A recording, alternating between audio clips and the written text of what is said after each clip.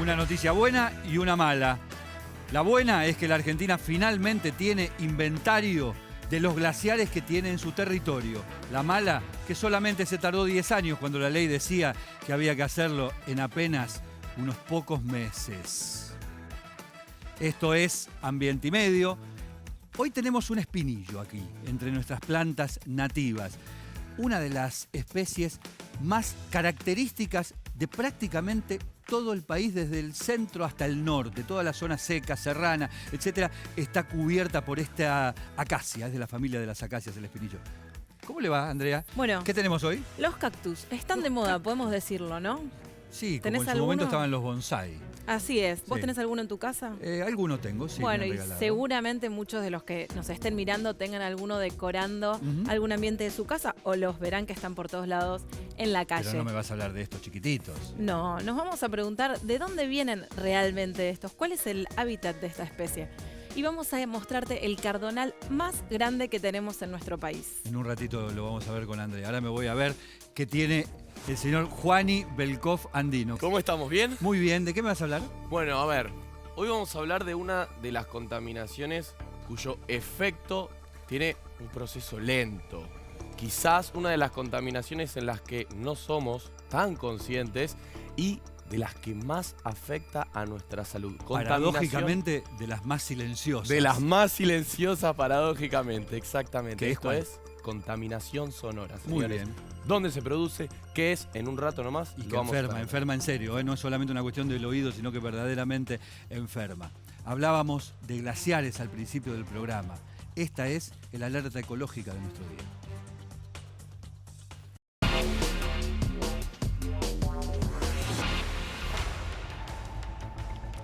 La Argentina tiene una ley de glaciares que costó mucho obtener, pero quizás más costó producir el inventario de glaciares, es decir, el listado de cuáles son los cuerpos de hielo permanente que hay sobre la cordillera.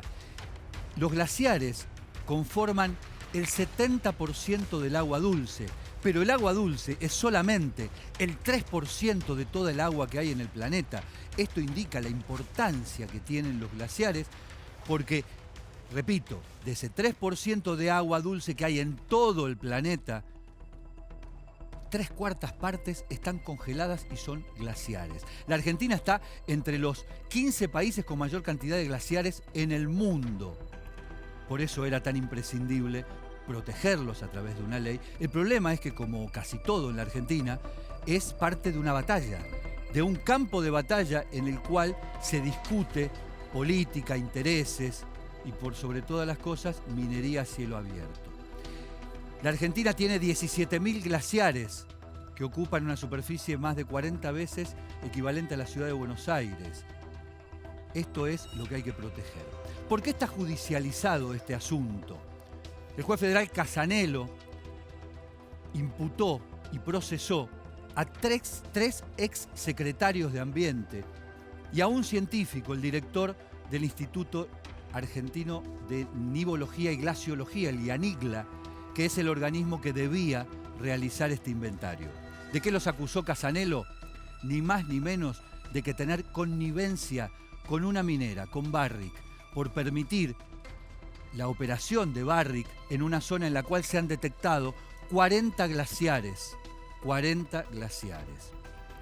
Ahora, dentro de esta ridiculez que supuso defender la minería a cielo abierto a costa de los glaciares durante una década, hubo quienes hasta dijeron que en su provincia no había glaciares. Veamos algunas de las provincias argentinas, las demás del norte, por supuesto, en la cual suponemos que hay cuerpo de agua, pero no lo sabemos a ciencia cierta, porque sí sabemos que los hay en Santa Cruz o en Tierra del Fuego. Bueno, en Catamarca hay, según el inventario, más de 600 glaciares. En San Juan, la provincia de San Juan, donde opera precisamente Barrick, hay más de 1000 glaciares. ¿Cuántos hay en La Rioja? En La Rioja había uno extraandino, el Famatina, se derritió, se perdió para siempre.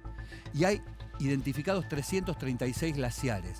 Pero como todos en la Argentina opinamos de la selección de fútbol y hasta de los glaciares, un ex gobernador de La Rioja llegó a decir que en su provincia no había glaciares. ¿Y para qué dijo esto? Para poder permitirse efectivamente la posibilidad de invitar a Barrick Gold a explotar una parte de la cordillera. Hoy la ciencia desmiente precisamente a Luis Beder Herrera. Ahí tengo un señor que me espera. Escúcheme Dígame. bien atento. Lo escucho. Si los glaciares se derriten con el calentamiento global, Sí. ¿usted cree que esto se puede derretir en cuánto tiempo? Bastante poco, mire, ya lo pusimos cuando empezó el programa, mire todo el agua que tiene. Bueno. El problema de estos es el mismo problema que los glaciares, ¿sabe cuál es? ¿Cuál? Que después no se vuelven a congelar. El problema no es que se derritan, el problema es que se vuelvan a formar. Este es el gran problema de los Y esto glaciares. después no se puede volver a Y formar. salvo que lo vaya a poner en la heladera, difícil. ¿En la ¿eh? heladera, usted dice? Perdón, en el freezer. Muy bien, pero Vicky. Gracias, Entonces, Tommy, ¿eh? podemos ver después al final del programa cómo quedó. ¿Cuánto se derritieron estos glaciares? Lo dejo, Federico. Y ahora lo que vamos a ver es cómo la minería a cielo abierto tiene que ver, lamentablemente, con los glaciares. ¿Vos sabés por qué hay tantas manifestaciones y reclamos en contra de la minería? La actividad minera suele ser cuestionada porque extrae recursos naturales no renovables, algunas veces para la elaboración de productos que son necesarios y algunas otras veces no tanto. Dentro de esta actividad, la megaminería extractiva de metales preciosos es la más cuestionada, no solo por la devastación descontrolada de los recursos naturales, sino también por el uso excesivo de agua que requiere y porque para obtener metales como el zinc, la plata, el cobre o el oro, utiliza químicos muy peligrosos como el cianuro. Esta sustancia se utiliza junto con el agua para disolver la roca y obtener el metal deseado. El residuo que queda después del proceso de lixiviación es muy contaminante. La industria lo deposita en diques gigantes para secarlo o enterrarlo, pero en muchas ocasiones, por falta de controles más estrictos, se ha derramado este líquido cianurado en ríos y arroyos y se han contaminado pueblos enteros. De ahí surgen tantos reclamos y manifestaciones de sus pobladores. En Argentina, la megaminería a cielo abierto tiene varios emprendimientos en diferentes regiones y muchos de ellos no están haciendo su trabajo con la responsabilidad que requiere controlar sus diques de lixiviación para evitar derrames de cianuro. Dijimos que tener finalmente el inventario de glaciares es una buena noticia. La mala noticia es que todavía no está exento de las presiones y los lobbies de las mineras que hasta hace muy pocos meses presionaron para obtener una nueva ley de glaciares, es decir, bajar el estándar de protección de la actual. ¿Cuál es ahora el lobby de las mineras? Conseguir que este inventario pase de vuelta por el Congreso, un absurdo, lo aclaro, para rediscutir dos cuestiones que hacen al interés de la minería a cielo abierto. El periglaciar, es decir, hasta dónde llega el cuerpo de hielo en sus bordes, donde no se ve el hielo, pero sigue siendo permanente e influyendo sobre ese cuerpo, esa masa de hielo general que es el glaciar. Y el segundo tema es hasta qué detalle, hasta qué tamaño tiene que llegar el inventario, porque hay glaciares de, por ejemplo, menos de 1 kilómetro cuadrado, muy importantes para generar algunos ríos que cruzan la Patagonia y que, sin embargo, los actuales sistemas de detección prefieren no mirar. La Argentina además tiene una paradoja de doble estándar.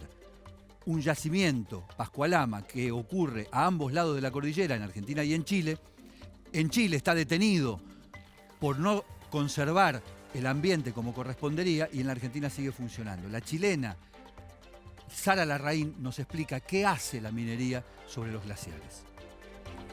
Bueno, la minería interviene sobre los glaciares en dos etapas del proceso extractivo. Primero, en la etapa de exploración. En esta etapa hay construcción de camino. Parte importante de estos caminos se hacen en los glaciares o cerca de ellos. Y obviamente remueven superficie glaciar o bien depositan polvo sobre los glaciares y para estabilizarlos colocan roca, sal y obviamente esto acelera el derretimiento de los glaciares. En la etapa de la exploración también hay la construcción de plataformas de sondaje, donde obviamente se sacan testigos de las formaciones geológicas en el área y también hay uso de explosivos. ¿Ustedes quieren ver qué significa la operación minera sobre un glaciar? ¿Por qué está prohibido que haya minería sobre un glaciar? Además de lo obvio que es no hacer un pozo gigante y obturar toda posibilidad de que haya hielo, ¿cómo se opera sobre un glaciar? Miren estas imágenes, obtenidas precisamente en una explotación minera. Estos son los pequeños camiones, enormes, gigantes, con un peso tremendo. Estas son imágenes obtenidas por uno de los trabajadores de esa mina, que obviamente está sobre la cordillera de los Andes. Y fíjense cómo se opera sobre el glaciar, directamente sobre el cuerpo de hielo. Ahí no hay eufemismo alguno, no hay un límite, una alambrada que dice de este lado es glaciar y del otro lado no. Todo eso es glaciar. Y esta es la discusión a la cual se quiere someter el inventario para precisamente establecer que se puede hacer esta barbaridad que ustedes acaban de ver.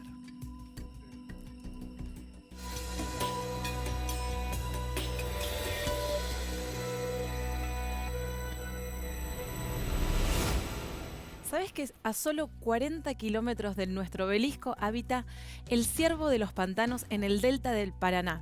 Una especie que está en peligro de extinción debido al crecimiento de las urbes, a la caza furtiva o el mascotismo. En los últimos 2 años se registraron 230 muertes de esta especie y el 80% de ellas tenía que ver con la caza furtiva.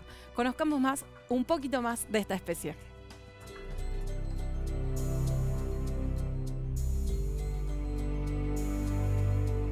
Este animalito es de la especie ciervo de los pantanos.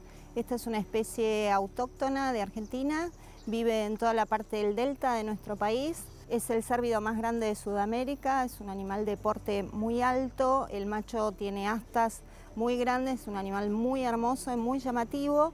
Y la realidad es que muchas veces no sabemos lo cercana que la distribución de esta población está de nuestras ciudades. Entonces eso hace que obviamente la especie se encuentre en serio riesgo de extinción. En nuestro país está declarada en peligro de extinción debido al avance urbano, a la urbanización, a las problemáticas de cacería. Como todos sabemos, las nuevas construcciones avanzan sobre los que son los humedales y esto hace que el hábitat de esta especie y de todas las especies del delta se reduzcan. A su vez, existen modificaciones a consecuencia de todo esto, modificaciones ambientales. Por ejemplo, las grandes inundaciones que también afectan a la especie porque empieza a desplazarse, busca los lugares no inundados. En el caso de los 2 individuos que están hoy en el bioparque de la Fundación Temayquén, son animales que han pasado mucho tiempo como mascotas. Y el animal es, digamos, demasiado manso y no tiene un comportamiento adecuado para volver a la naturaleza, entonces tuvo que quedar en el bioparque. El caso del otro animal fue rescatado muy mal físicamente, se encontró en una zanja tirado con muchos problemas en las patas, fue recuperado y tiene una salud perfecta, pero ha pasado por tantas situaciones traumáticas que realmente es un animal que no podría volver a la vida silvestre.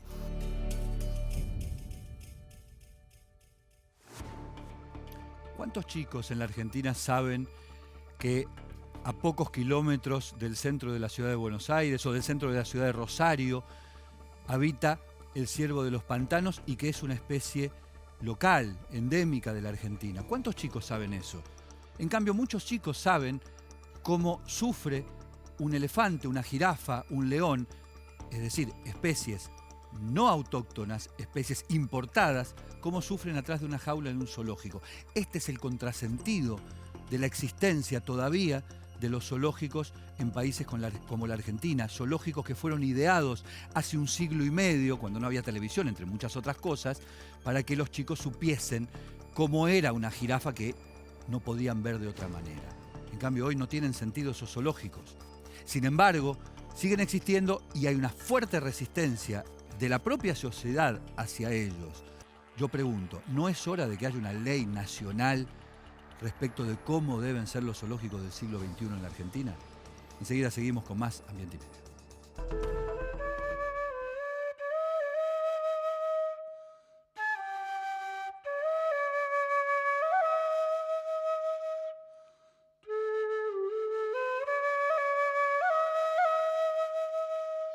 estamos en los Andes, en el norte argentino, estamos en el Parque Nacional Los Cardones, en el centro, en el suroeste de la provincia de Salta, departamento de Cachi.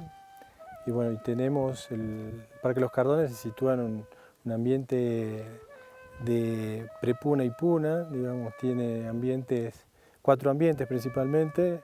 Valle Encantado, que es el último piso de la Yunga, después tenemos todo lo que es Cachipampa, todo lo que es pastizal de puna, y este ambiente sería Montes, Sierras y Embolsones, y después tenemos atrás lo que sería el Cerro Negro Malcante, que estaría la parte altoandina, ¿no?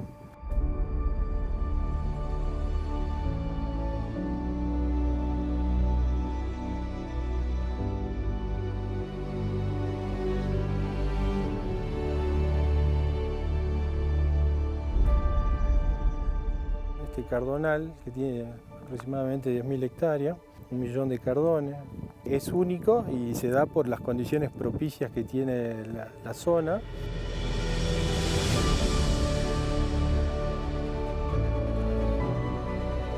Es familia de cactáceas y por lo general, de manera vulgar o común, la gente le dice cactus o cardones. De esta especie, que se llama Trichocereus atacamensis, ¿sí? Es una de las especies, de las tantas especies de cactáceas que hay en Argentina.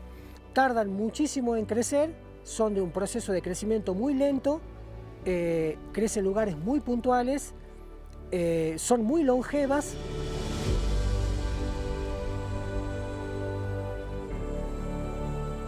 Los retoños, ¿sí?, nacen asociados a una planta, en este caso a la jarilla, ¿sí?, que se llaman, se le dice planta nodriza. En los primeros años de vida nace así entre las ramas, es una manera de contener mayor la humedad. Para saber la edad exacta se tiene que hacer un corte, ¿sí?, transversal para contarle los anillos, pero un estimativo puede llegar a tener entre 20, 30 años con esta o más de esta altura.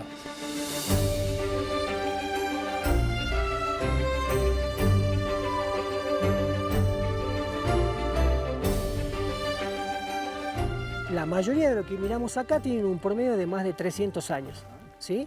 Después hay ejemplares de 350, 380, 400. A lo ancho, por lo general, la vamos a ver a la planta que esta crece con un sistema de fuelle como un bandoneón. Cuando más estiramos el bandoneón, más aire ingresa y más larga es la nota, ¿sí? En este caso, estas costillas, cuanto más agua absorben, más anchas se hacen y eso permite que la planta, la dermis de la planta, no colapse, no se parta. En las épocas de no lluvia, comienza a utilizar para sobrevivir hasta las próximas precipitaciones esa humedad acumulada y empieza a caer en diámetro, ¿sí? Y estos fuelles empiezan a hacerse más flaquitos. No necesariamente todas las plantas tienen que tener o no tener brazo, ¿sí? Es una condición que le va a dar netamente el ADN de la semilla.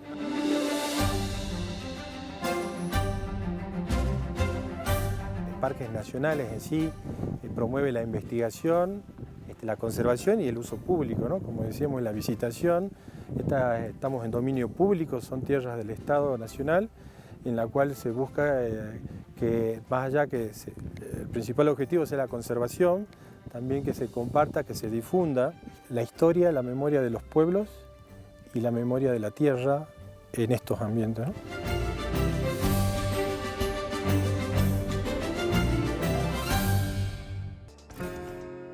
En instantes, Sergio Federovisky en Primera Persona, el segmento especial que te cuenta experiencias de la ecología real desde cada lugar. Se cree que cuando se represe el río, el propio glaciar que está allá, sobre la cordillera, va a ser el que esté en riesgo. Aquí, en Ambiente y Medio, el primer magazine verde de la Argentina. Seguinos las 24 horas en nuestro canal de YouTube.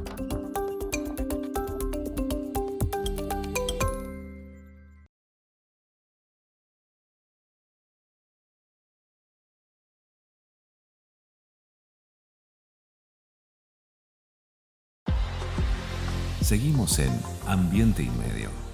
Para que podamos comprar productos de calidad a buen precio y sin intermediarios, los productores de la provincia están en el mercado en tu barrio. Busca el mercado más cercano a tu casa en gba.gov.ar/mercado en tu barrio. Buenos Aires, provincia. Entre todos, podemos más.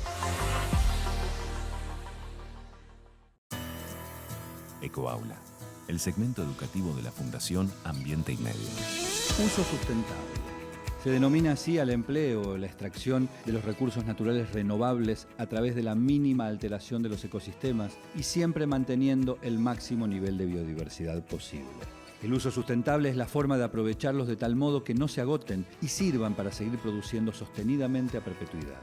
La premisa principal a respetar es que la extracción de productos nunca sea mayor que el ritmo de su reposición natural, por lo que si se explota un bosque de modo sustentable, la cantidad de madera que se extraiga jamás debe poner en riesgo el sistema forestal en su conjunto.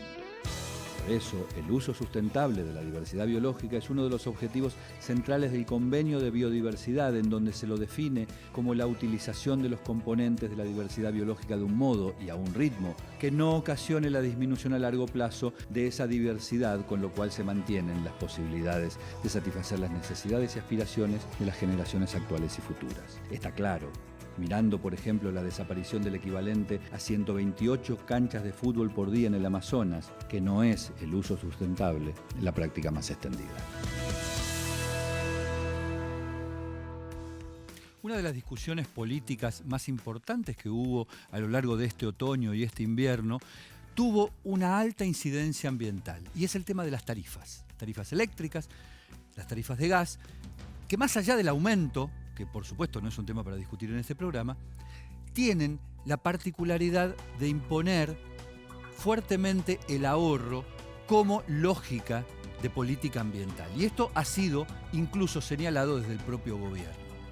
Lo que nosotros siempre decimos es que el ahorro no es solamente la respuesta individual de una persona que es demonizada o admonizada para que cuide la luz o el gas, a apagarla o a bajarla en el momento adecuado. El ahorro es una política. En los países serios, el ahorro implica una política de Estado que incluye no solamente el pedido a que la gente gaste menos en sus casas, sino también, por ejemplo, la generación de energía solar en los techos de las propias casas, el 25% de la electricidad en Alemania, por ejemplo, y también políticas de ahorro sobre otros componentes de la sociedad como el Estado y las industrias, porque solamente menos del 30% de la electricidad que se consume se hace en los hogares. El resto es la industria y el propio Estado. Por eso una vez ve luminarias encendidas a las 4 de la mañana y dice, a ver, me piden a mí que apague la luz a tiempo, pero por otro lado se está derrochando. Y otro elemento tiene que ver con la generación de energías renovables, en lo cual la Argentina está muy atrasada. El gobierno comparó a la Argentina con Uruguay y con Chile respecto del valor de las tarifas y de la capacidad de ahorro de energía que tienen esos dos países. Es verdad, pero habría que agregar otro elemento para hacer la comparación completa. En Uruguay, 2/3 de la energía del parque energético proviene de la energía eólica, cuando hace 10 años no había energía eólica en Uruguay, es decir, hubo una fuerte inversión y una fuerte política del Estado en esa dirección. Y en Chile, 1/3 de esa energía es provista por lo solar. Quiere decir que también allí hay una fuerte presencia del Estado en la materia. En cambio, en la Argentina, solamente el 1% del parque energético está provisto por energías renovables. Esto es sobre lo cual hay que trabajar fuertemente, además, por supuesto, del ahorro, porque si no, el ahorro termina siendo un fin en sí mismo y no resuelve prácticamente nada. Vamos a ver qué tengo aquí con el señor. Ya se sacó los guantes, sacó la capa, se sacó todo. El glaciar, Federico. Hoy vamos a hablar de las represas sobre el río Santa Cruz en el próximo bloque, en primera persona, y tiene que ver con esto, porque una de las amenazas de esa represa es sobre los glaciares de la Patagonia. Cuénteme. Ya se desprendió. Ya tenemos un desprendimiento. Tuvo el desprendimiento. Acá. Usted no tiene nunca un desprendimiento, y acá ¿no? ahí hay otro chiquitito. ¿Usted hace cuánto que no tiene un desprendimiento? Mire todo el agua que quedó. Sigue cayendo agua, ¿se puede ver? Sí. No la vuelque, no la vuelque, que me mancha el estudio. Sí, bueno, gracias. si lo fuera limpia vos. El problema vuelvo a decirlo, no es solo el derretimiento, que es parte del ciclo. En el verano los glaciares se derriten en parte, sino el tema de que el calentamiento global provoca que no se vuelvan a producir los glaciares. Bien, usted antes estaba hablando de energía, ¿sabía? Sí. Mire estos termos. ¿Me puede abrir el amarillo, por favor, a la mitad? Muchísimas gracias, felicitaciones. Esto es un termo de energía solar, Federovisky. ¿En serio? Increíble. ¿Es necesario? ¿En serio? Increíble. ¿Termo de energía solar? Usted le carga agua. Le cargo agua. Lo pone así, apuntando al sol. Lo pongo así apuntando. Acá es imposible porque... Y entre 20 minutos y 50 minutos se calienta el agua y llega a hervir el agua. ¿En serio? Federovisky, llega a hervir. ¿Y si está nublado? Si está nublado, mire, esto no es lo mismo que un panel solar. Ajá, porque está muy hecho de bien. otra cosa. ¿De qué? El vidrio es de borosilicato. Opa. El vidrio de borosilicato es tipo la Pirex, la fuente esa que es para el horno, etcétera, que aguanta mucho calor. Claro. Y esto de acá se llama aluminizado por alto vacío. Son muchas capas de aluminio pegadas una arriba de la otra que sirven para reflejar la energía solar y dárselas al borosilicato. O sea que en lugar de encender la hornalla o la pava eléctrica, usted puede dedicarse a calentar el agua para el mate. Algo, Federovisky. Con esto. Diga. Imagínese estar en la playita tirado tomando Y se te va calentando mientras tanto. se te va calentando. ¡Oh! Tomá mate, ¿eh? Impresionante. Ya volvemos con más Ambiente y Medio. Papel aluminio. ¿Lo uso o no lo uso? En los últimos 10 años, el uso de envoltorios o papel de aluminio ha crecido más de un 70%, fundamentalmente en el ámbito doméstico vinculado a los alimentos. Si bien este es un producto que puede ser reciclado casi en su totalidad por no tener ningún tipo de aleación, es muy difícil la acción de reciclaje por estar desechado junto con la basura orgánica. Para poder reutilizarse, el aluminio debe ser limpiado. Pero esta acción es tan incómoda y costosa que no genera incentivos en el consumidor. De nosotros depende entonces. O nos tomamos el trabajo de limpiarlo antes de descartarlo, o reflexionemos un poco más sobre si lo seguimos usando.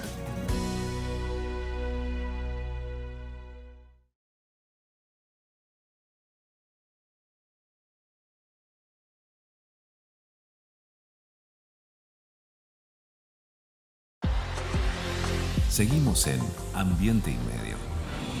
¿Quieren ver un incendio forestal? Ahí está. La ballena franca austral de ninguna manera está fuera de peligro. El plomo es directamente un resultado de eso, de todas esas chimeneas que ustedes ven allá. En primera persona, experiencias de la ecología real. Presentado por... Cada viaje es único. Confort, espacio y seguridad. Probada en todo tipo de viajes. Nueva Toyota Innova. En las audiencias públicas en las que se discutió la pertinencia de construir o no las 2 centrales hidroeléctricas proyectadas sobre el río Santa Cruz, por supuesto se manifestó el impacto sobre el propio río, una obviedad. El impacto sobre el estuario, es decir, la desembocadura de ese río en el Océano Atlántico, donde inverna uno de las especies más amenazadas de aves que hay en la Argentina. Pero también se señaló algo que hasta ese momento no se sabía, que era el riesgo sobre el glaciar Perito Moreno y el lago argentino, de donde nace precisamente el río Santa Cruz. La construcción de esas 2 represas puede, asociada por supuesto al cambio climático, poner en riesgo uno de los glaciares más importantes de la Argentina, importantes en términos de provisión de agua, pero también en lo que tiene que ver con su condición de sitio turístico de excelencia. Vamos a ver en primera persona qué pasa con las represas del río Santa Cruz.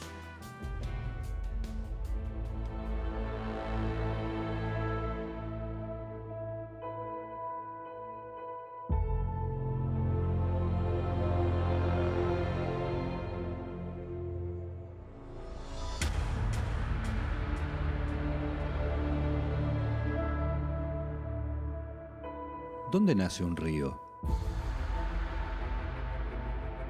Aquí, en esta masa enorme de hielo, nace el río Santa Cruz, el único río glaciario que atraviesa completamente la Patagonia, que nace en los Andes y desemboca en el océano, el único río que todavía permanece relativamente virgen. hasta que lleguen las represas. Y con ellas, de la mano del supuesto progreso, llegará también la amenaza. A varias cosas. A una especie, el macatoviano, al lago argentino, pero también a esta naciente, a esta masa de hielo que no está exenta del impacto de las represas.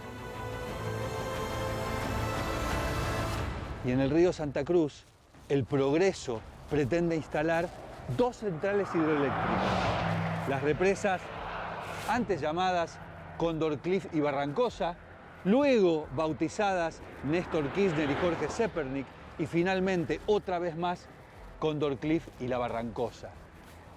Desde aquel lado viene la correntada del río Santa Cruz. Allá, a aproximadamente 30, 40 kilómetros, está el lago argentino, donde se nutre el agua que circula por el río Santa Cruz. Pero ese agua proviene un poco más arriba, del glaciar.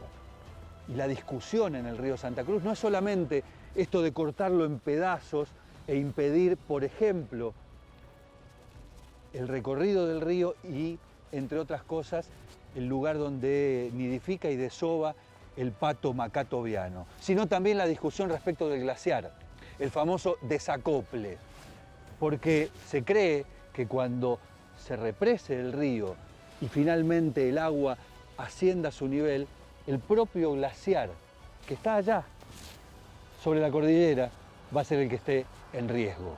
El río Santa Cruz y la discusión respecto del progreso. La idea de represar el río Santa Cruz tiene muchísimos años. Más de 50, dicen algunos. Pero se aceleró en los últimos 15 y fundamentalmente en los últimos 5, cuando China prometió la inversión de más de 5.000 millones de dólares para crear estas 2 represas. Cóndor Cliff, a 250 kilómetros de la desembocadura del río Santa Cruz en el mar argentino. La Barrancosa, a 185 kilómetros de esa desembocadura. Ambas generarán, se dice, apenas el 8% de toda la electricidad que se consume en la Argentina. El costo, entre otros, será el impacto sobre el estuario de la desembocadura del río Santa Cruz. Allí vive una especie única. Allí va todos los inviernos el macatoviano. Nadie sabe si una vez construidas estas represas seguirá yendo. ¿Cómo se entiende este contrasentido de un nivel de protección relativamente explícito por parte del Estado a través de parques nacionales para conservar esas lagunas en las cuales se produce la nidificación del macá, y al mismo tiempo, fuera del ámbito del Parque Nacional, en la zona del estuario, se pone en riesgo el lugar de la desembocadura del río Santa Cruz, donde el macá va cuando precisamente ya nidificó y necesita migrar durante el invierno? Bueno, es como esto suena un contrasentido. A mí lo que más me preocupa... Es el mismo estado, ¿no? Claro, a mí lo que más me preocupa en relación a eso no es per se la construcción de las represas, sino la incertidumbre que hay sobre los efectos de las represas en el macá. Claramente uno no puede predecir el futuro, no sabe exactamente qué va a pasar con las represas o no, pero lo que sabemos, lo que acabas de decir, es que las represas van a afectar el sitio de invernada más importante del macatoviano.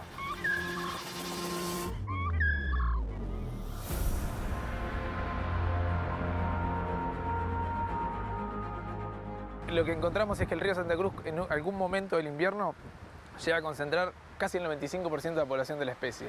Si las represas, las 2 represas, que científicamente se sabe que cuando se construye una represa, aguas abajo hay impacto. Digamos, Sí, nunca son ajenas al impacto. Cero no existe. Claro. Entonces, aguas abajo de una represa. Aguas de abajo va a haber impacto. Sabemos que el macatoviano en un momento de la temporada invernal concentra casi el 95% de sus poblaciones aguas abajo de las represas. Ese impacto que va a tener es impredecible. Y si fuera, digamos, el que tememos, puede ser casi total para la especie. Digamos, reducir una especie en un 95% más del 80% que ya había perdido, básicamente son 50 ejemplares que van a quedar dando vuelta, que se puede considerar que ecológicamente la especie ya está muerta, digamos, es casi imposible. Yo te lo pongo casi como abogado del diablo. Alguien podría decir, bueno, con todo respeto, es un pato. Es un pato versus la posibilidad de dar electricidad. Y bueno, y el progreso es esto. Podría decir alguien, de hecho, lo dicen. Bueno, eso creo que es parte, parte del problema que considero de la humanidad, que como decía Douglas Tompkins, que la humanidad perdió el sentido de la estética. Si alguien considera que el macato ya no es solo un pato, realmente tenemos problemas mayores, digamos, que las represas. Entonces estamos complicados.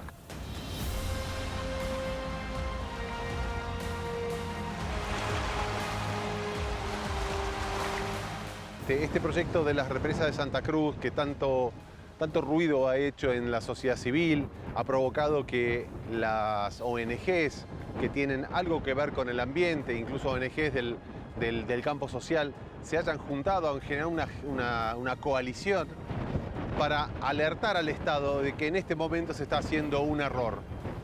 Se está cometiendo el error de represar al último río libre de la Argentina, generar energía donde no hace falta, donde se va a perder la mayor parte de la energía en el transporte, que el costo de esa energía va a ser mucho más elevado que el costo de las energías renovables, de que existen muchas alternativas que ni siquiera fueron evaluadas antes de lanzar este proyecto, que esto todo se vuelva a revisar e incluso con participación de la sociedad civil, que tiene mucha información acerca de esto, y valientemente volver a repensar este proyecto.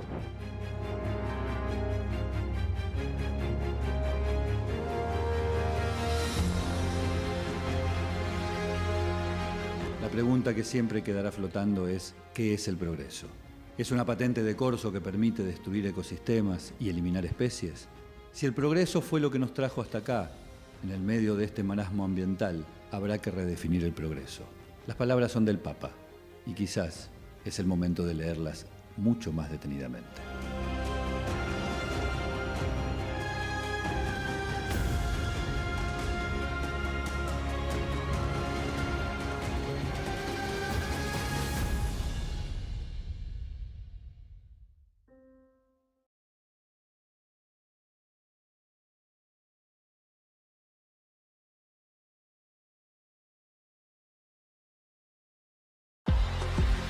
Seguimos en Ambiente y Medio.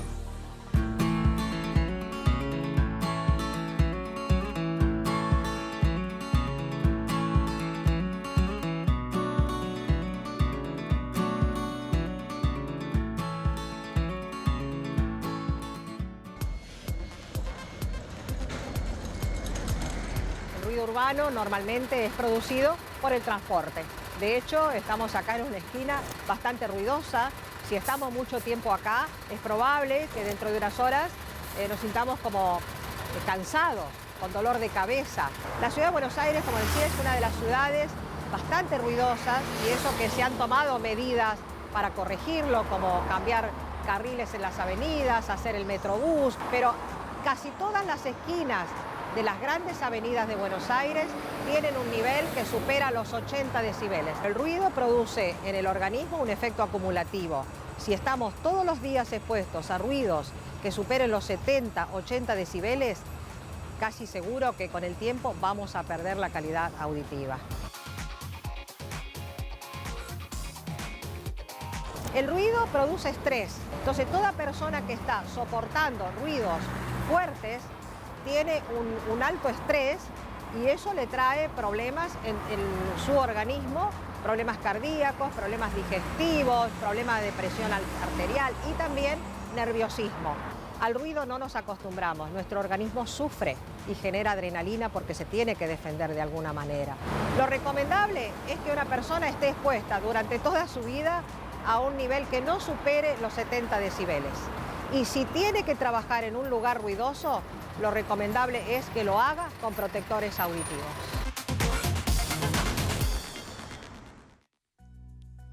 ¿Sabes, Juani? Es increíble porque a veces uno no se da cuenta del tema del ruido, y en esa nota que acabamos de ver, la persona entrevistada tiene que elevar su voz todo el tiempo para poder tapar, mejor dicho, para poder sobresalir a los ruidos que se producían en la calle. En plena avenida. En plena avenida. O sea, al no utilizar ningún filtro, ninguna cosa especial en el micrófono que se le puso, tenía que poco menos que gritar para poder sobreponerse al ruido de los colectivos, los autos, la bocina, etcétera, etcétera. Con eso convivimos. Y empezó Silvia diciendo justamente que el tráfico era uno de los factores Así que es. más complicaba el sonido. A ver, digamos, tengo un par dicho sea de paso, que las ciudades que han logrado reducir el ruido son ciudades que tienen subte, principalmente como medio principal de transporte. Tengo un par de datos en relación a Ajá, esto que vos digamos. decís, Sergio. Justamente, una de las contaminaciones, el tráfico, el ruido del tráfico es el cuarto factor medioambiental con mayor impacto en la salud. Y mirá que hemos hablado de factores medioambientales. Claro, y la gente no asocia, si no nos lo explicamos a nosotros mismos, es difícil asociar una situación de salud con el ruido, con un auto que pasa, con un colectivo que toca bocina o que frena en la esquina. Es difícil hacer ese vínculo. Que paradójicamente también decíamos el silencioso, la contaminación Claro, pues la silenciosa. contaminación invisible, la que no se ve, la que no se sabe cómo Exacto. afecta, no se entiende, uno no la puede visualizar y corporizar, pero sin embargo es sumamente dañina. 1 de cada 3 individuos en Argentina considera que su entorno es ruidoso, ¿sí? Mire usted. En concreto, la población de 25 a 34 años. Normalmente siempre estuvimos más apegados a la cuestión de los ruidos molestos, es decir, el tipo que tiene, no sé, un bar al lado, un boliche, etcétera, etcétera. El problema no son tanto los ruidos molestos, sino los ruidos constantes. Exacto. Pararse en una esquina durante 4 horas y bancarse eso es casi imposible. Tengo la lista de algunos ruidos molestos. Dígame. Ruidos molestos, televisión o música de vecino, obras en la calle, obras del vecino o el tráfico. Y hay ruidos que son bellísimos, por ejemplo la cancha de Racing. Ese es es el más- bárbaro. el más armónico, Ese bárbaro. Se lo el más dedicamos lindo a de nuestro asistente de piso que del día de están- hoy. que están silbando del otro lado. Exactamente. ¿Qué tenés Último, acá? Bueno. ¿Qué es esto? A ver. Uno, si tiene problemas auditivos, lo que nosotros podemos recomendar justamente es este medidor de decibeles. Allá. Ahí está. Es una aplicación, hay varias aplicaciones ¿sí? para medir la audición. Aquí justamente, no sé si lo alcanzas a ver, ahí está, mira, vamos hablando, Sergio, te va ponchando la cantidad, te va marcando la cantidad de decibeles. No estamos superando los 75, los 80, como decía Silvia, que bueno, pero por lo que no hay menos que es superarlo. interesante para poder que alguien pueda más o menos saber en qué entorno vive, Exacto, en qué entorno se está moviendo. Exacto, y más todavía si uno tiene problemas auditivos. Y a ver, nosotros recomendamos que utilicen protectores auditivos, como lo decía Silvia. No en todo momento de la vida, pero si uno tiene problemas, si es posible, por supuesto. si es posible, mejor. Hoy hablábamos de los glaciares, hablamos mucho de los glaciares en el día de hoy, tanto del inventario de los glaciares como del río Santa Cruz y el impacto que va a tener sobre el glaciar Perito Moreno. Nosotros hicimos este juego hoy, el de mostrar con una bandeja, con 2 bloques de hielo, cómo se van derritiendo a lo largo de este programa. Obviamente, esto es un proceso natural. El glaciar en verano se derrite, pero mantiene un cuerpo que nunca desaparece. Por eso son glaciares permanentes. El punto es que el cambio climático, la minería a cielo abierto y algunas cuestiones como por ejemplo estas 2 represas sobre el río Santa Cruz, lo que van a hacer es dañar y hacer perder ese cuerpo de hielo permanente. El vivero de la ciudad de Buenos Aires nos proveyó, como siempre, esta planta, este árbol autóctono, el espinillo, también llamado aromo o espino. Si ustedes van por la ruta 12, la ruta 14, la ruta 9, la provincia de Entre Ríos, la provincia de Santa Fe, la provincia de Córdoba, van a ver que esto es el paisaje natural. El espinillo es uno de los árboles más representativos del centro norte de la Argentina y tiene que estar plantado en las ciudades también. Basta de paraísos, plátanos u otros árboles foráneos porque este se adapta perfectamente a nuestro entorno. Nos vemos la próxima, ya lo saben. Solo nos queda medio ambiente. Por eso hacemos Ambiente y Medio.